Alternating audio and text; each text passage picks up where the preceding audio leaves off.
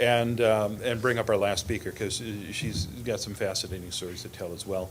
And she also has written a book, and it's a really terrific book called My Billion-Year Contract. She got into Scientology when she was a youth in college, and she was hanging out with her stoner friends thinking there's got to be more than this, and there was. Unfortunately, it was Scientology. And she's Nancy Maney, and she's got quite a story to tell.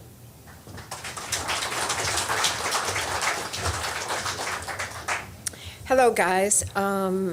Jeff and I haven't actually talked about this, but our length of time of involvement is pretty extensive because I did join as a teenager, and I still have involvement, not directly from the inside, but from the outside.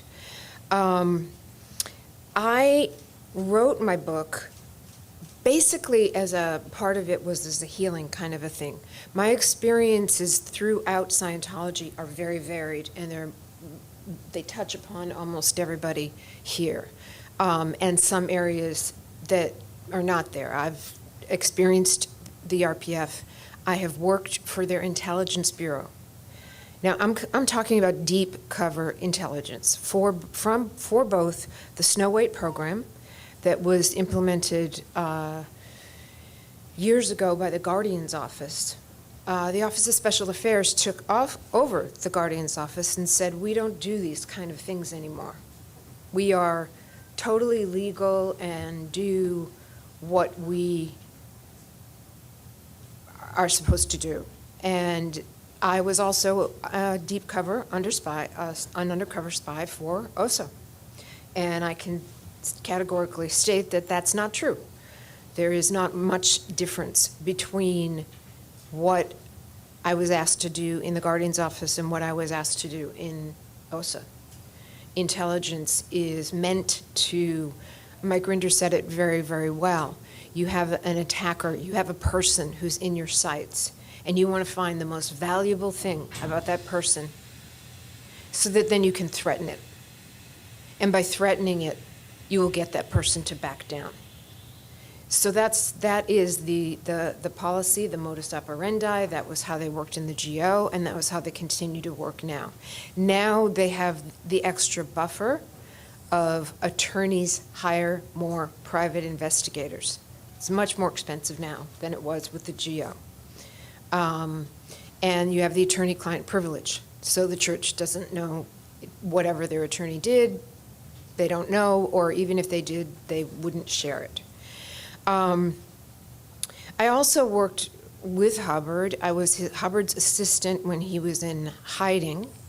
And he had basically 7 divisions of his organization, and he had an assistant for each one of those divisions. And I was over the division called Division 6, which is Public Relations and Worldwide Expansion, which includes celebrities. And it includes how to get people into Scientology. How do you get, I mean, everybody in this room would probably think I would never, you could never. Oh, well, I'm telling you, you could. I was on a radio show a number of months ago where I did a recruitment cycle on the radio announcer, and he was just like, well, yeah, I'd like that.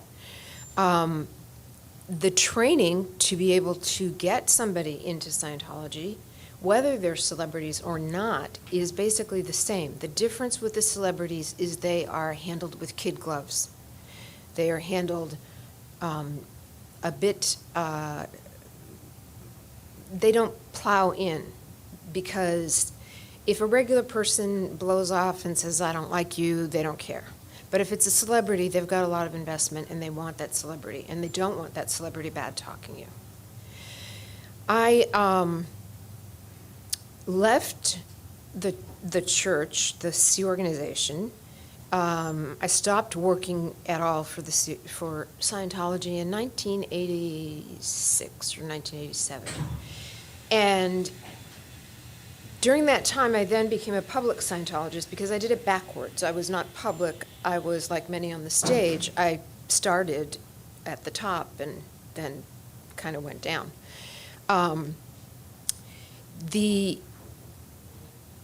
end result was they got a hold of an email that I had sent to a woman who was in doubt about Scientology. She was confused, felt very similar to her. I really felt a kindred spirit there. And she was in South Africa, and there was a lot of stuff going on. And she wrote to me saying, "How can you talk to me? You're a Scientologist. You're not supposed to talk to me because I'm declared." And I wrote back with my real name saying, "I'm not afraid of talking to you.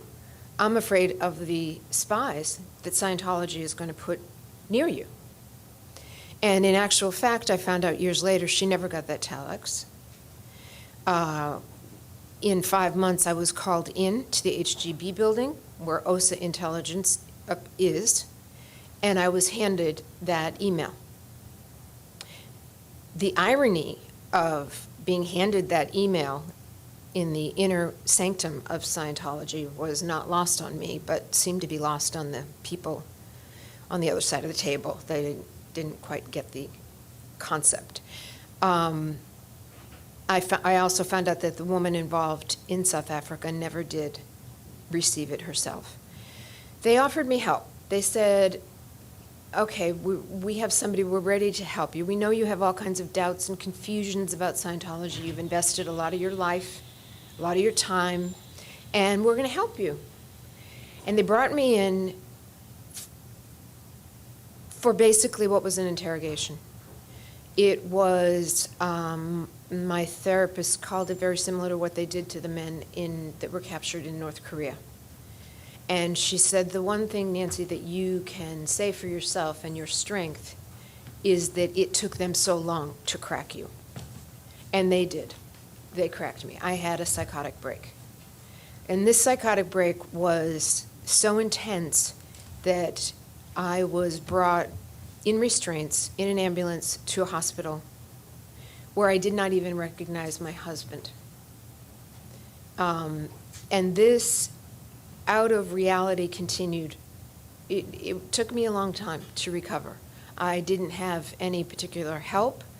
The quote-unquote church, I felt they were not helping at all. Let's just say that. The Scientology doctor they had sent me to had put me on a drug called chloral hydrate, the same drug that they gave to Lisa McPherson, who had died. I was told it was the same drug that Dr. Dank had found for L. Ron Hubbard, that was not such a psychiatric drug that he could take. And he's died. It was found in the body of, it was actually found as the cause of death of Pamela Anderson. No, is it Pamela Anderson? No, who's the, her son died and then she died. Anna Nicole Smith. It was this drug was the cause of her death. That's what the final thing came out. Chloral hydrate. Chloral hydrate was the name of the drug. I was having my own little opposite day after the hospital and decided that we would do the opposite. So I stopped taking everything that Scientology had told me to take. The huge doses of vitamins that I found out later when I found out that Lisa had died. They'd given her huge doses of vitamins. And a specialist, a doctor, got on the line and said, it wasn't one of these vitamins. It was the mixture of these vitamins that they gave her, sometimes forcing down her throat, that killed her.